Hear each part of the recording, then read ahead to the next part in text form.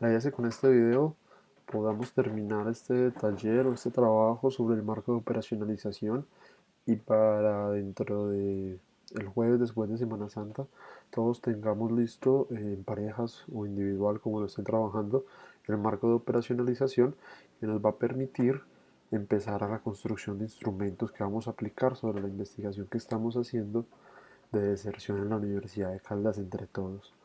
Les voy a subir este formato a la página. La idea es que todos tengamos por lo menos estas primeras columnas. La hipótesis o pregunta, sabemos que tenemos una en general, que es cuáles son las causas de la deserción en la Universidad de Caldas. Después podemos volverla más específica dependiendo de lo que vamos considerando en las categorías. Tengamos categorías definidas, la definición categórica, la definición conceptual de esta categoría, sus dimensiones, la definición operativa y los indicadores. El índice lo dejamos para después, en este momento no lo vamos a trabajar.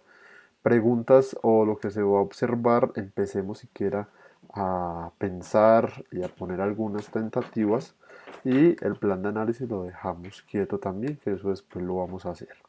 Les voy a mostrar para recordar lo que hicimos en clase con Jefferson y Diego, que empezamos con este trabajo de ellos, y era que ellos asumían una categoría general y no la pensaban como variables que determinan o algo por el estilo, sino que la asumían como presión sobre la deserción y asumían cuatro tipos de presión: la presión como autopresión, presión social, presión académica y la presión heterogénea.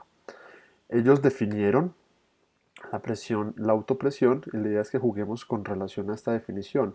Recuerden que las categorías agrupan conjunto de elementos, en este caso vamos a agrupar dimensiones o en algunos casos vamos a poner ciertas dimensiones que no hemos pensado que llegamos a asumir como iguales por la definición. Por ejemplo, ellos asumieron esta definición como conjunto de factores personales que construyen un proceso de cuestionamiento interno.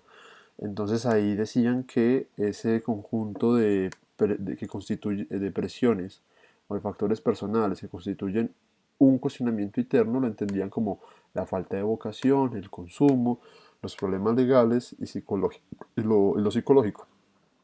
¿Cuál era la situación acá? Y era que teníamos que definir también estas dimensiones. Ellos, por ejemplo, asumieron la definición de falta de vocación como la ausencia de aptitud y actitud, el consumo como dependencia de sustancias psicoactivas, los problemas legales como los compromisos judiciales ineludibles y las cuestiones psicológicas como crisis existencial. La crítica que le hacíamos a Diego y Jefferson era que, bueno, según la definición de cuestionamiento interno, el consumo, por ejemplo, como dependencia a sustancias psicoactivas, pareciera no caber acá, según la definición. Entonces, tenían dos opciones: o pensar de nuevo la definición, modificar esta subcategoría. Recuerden que esto no es estático, que uno puede modificar cuantas veces quiera esto, la idea es que tengamos un buen trabajo. Pero entonces, según la definición que habían propuesto, ese consumo o los problemas legales no parecían un cuestionamiento interno. Tal vez la falta de vocación un poco y la cuestión de la crisis existencial se apunta directamente a ese cuestionamiento interno. De ahí que sale, por ejemplo, después de la definición de las dimensiones, según el formato que les propongo, las dimensiones estarían acá, la definición de esas dimensiones sería la definición operativa y de ahí salen los indicadores que estarían acá en esta columna. ¿Qué pasa con los indicadores? Por ejemplo, ya tenemos acá, bueno, ¿y yo cómo veo esa ausencia de aptitud y actitud, o esa falta de vocación en el mundo directamente? ¿Cómo la puedo llegar a observar o a medir directamente? Por ejemplo, podríamos pensar en aptitudes y otras serían las actitudes, que corresponderían, en este caso, a el asunto de la falta de vocación. Normalmente en la definición operativa ya están las eh, ya están los indicadores. Entonces no tendríamos que estar buscando en otro lado, sino que en la misma definición que estamos dando sobre las dimensiones estarían nuestros indicadores. Obviamente después el problema que vamos a tener es pensar, y eso es lo que quiero que traten de hacer también, y es bueno, y estas aptitudes y estas actitudes realmente, ¿cómo puedo yo medirlas o cómo las puedo observar? Ahí, por ejemplo, ya entraríamos en cierto dilema o después podemos pensar, ¿será que estas aptitudes o estas actitudes corresponderían a una subcategoría más bien y que la falta de vocación estaría como una dimensión y habría, empezamos a jugar con eso? Esa es mi intención, que empecemos a jugar con esto, a pensar el marco operativo. Por ejemplo, en presión social, ellos lo definían como conjunto de factores sociales que causan una pérdida de importancia de la actividad estudiantil. Entonces, por ejemplo, el traslado familiar, el embarazo, el prejuicio, lo de la periferia, el ambiente universitario, la edad y el matoneo lo asumían que estas características o estas dimensiones tenían algo en común y que por eso estaban en esta categoría de presión social. Pero entonces, por ejemplo, entrábamos a esto del prejuicio. Estigmatización de ellos definían el prejuicio como la estigmatización de la carrera por el imaginario que otras personas de la disciplina o que otras personas tienen sobre la disciplina. Por ejemplo, esto algunos me decían en clase que podría aparecer más bien en en las dimensiones de los conjuntos de factores que construyen un proceso de cuestionamiento interno. Por ejemplo, vivir en la periferia como difícil movilidad de residencia que dificulta la asistencia a clases, en el ambiente universitario, por ejemplo, ¿por qué no ponerlo en presión académica? O la edad, por ejemplo, exclusión por diferencia generacional, será un factor, eh, no sé, factores sociales que causan una pérdida de importancia de la actividad estudiantil. Tocaría mirar si este, por ejemplo, cabría ahí o tendría que pensar otro tipo de presión. Pero de todas formas, la idea es que juguemos con esto constantemente. Y esto no es algo estático, pueden incluir nuevas dimensiones que no hemos discutido, pueden incluir o cambiar sus subcategorías o las categorías. Bueno, dejamos por ahora a Jefferson y a Diego. Les quiero mostrar para finalizar un marco de operacionalización que hice para el trabajo de grado. Por ejemplo, yo tenía acá mi hipótesis o pregunta en mi trabajo de grado, que cuáles son las estrategias de inversión en las trayectorias de los candidatos al Consejo de Manizales de 2011. Y de ahí asumí, es más, dentro de la pregunta de hipótesis ya está mis dos categorías centrales, que va a ser la inversión y la trayectoria. En trayectoria, por ejemplo, la definí como es la relación de los sucesos, las condiciones y las posiciones que ha ocupado el sujeto durante toda su vida. A su vez, yo dije, bueno, esa trayectoria, según esta definición, la puedo dimensionar como familiar, que tanto varía esa categoría, como trayectoria familiar, académica, laboral y política. ¿Qué ocurre, por ejemplo, en la definición operativa? ¿Cómo realmente es posible observar esto en el mundo? La trayectoria familiar como origen social. Y a su vez, el origen social es posible medirlo o observarlo directamente como, por ejemplo, la escolaridad de los padres, la ocupación de los padres, el estrato socioeconómico de origen, la afiliación política de los padres. Por ejemplo, en la trayectoria académica, el nivel de escolaridad cursados y reconocimiento de distinciones. Y yo cómo miro, cómo puedo, qué me indica a mí el nivel de escolaridad cursados. Entonces, por ejemplo, dividirlo entre primaria, secundaria, pregrado, posgrado. Reconocimiento de distinciones como premios.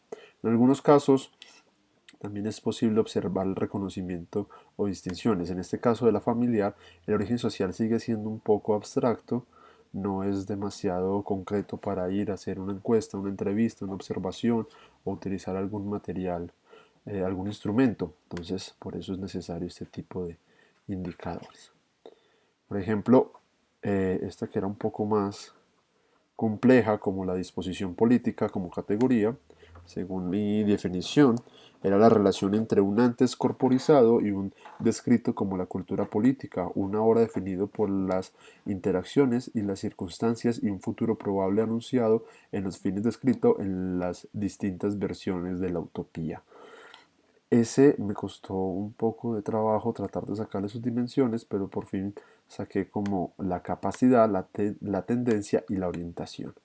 Por ejemplo, la capacidad en tanto aptitudes que permiten hacer parte de la política local y eso cómo lo observo realmente, que me indica una aptitud política, la oralidad, la argumentación, el manejo de público, como tentativas. Recuerden que eso es para construir instrumentos. En ocasiones uno realmente después de construir los instrumentos va a campo y le toca devolverse y repensar este tipo de indicadores o dimensiones o categorías, cómo la está operacionalizando. Pero es un ir y venir entre las cuestiones teóricas que tenemos y algo ya más concreto. Por ejemplo, la tendencia, candidataciones como opción de empleo, la actitud o propensión hacia la vida política, como vocación política. Bueno, esto los dejo todavía, eso sería como un ejemplo de lo que yo construí. Para terminar el video, entonces les dejo en el blog este formato como propuesta.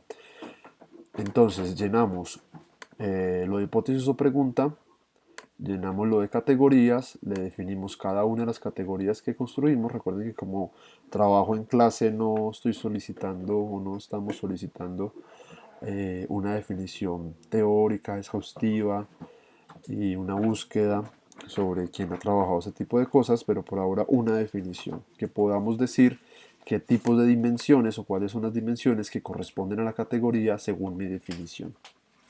Y esas dimensiones tienen una definición operativa de cómo veo en el mundo eso y luego los indicadores si es cómo es posible medirlo o observarlo. El índice lo dejamos quieto por ahora y tratemos de llenar también este de preguntas y observaciones con respecto a los indicadores. Las fuentes también empezamos a pensarlas, a quién hay que entrevistar, dónde hay que observar, a estudiante, esa pregunta o ese indicador es a un docente, a un director de programa, la encuentro en un documento. Y el plan de análisis lo dejamos por ahora quieto. Bueno, si tienen algún inconveniente, me pueden escribir, no hay ningún problema, yo estoy pendiente del correo y recuerden que en el blog dejamos unos textos que nos sirven directamente para construir esto.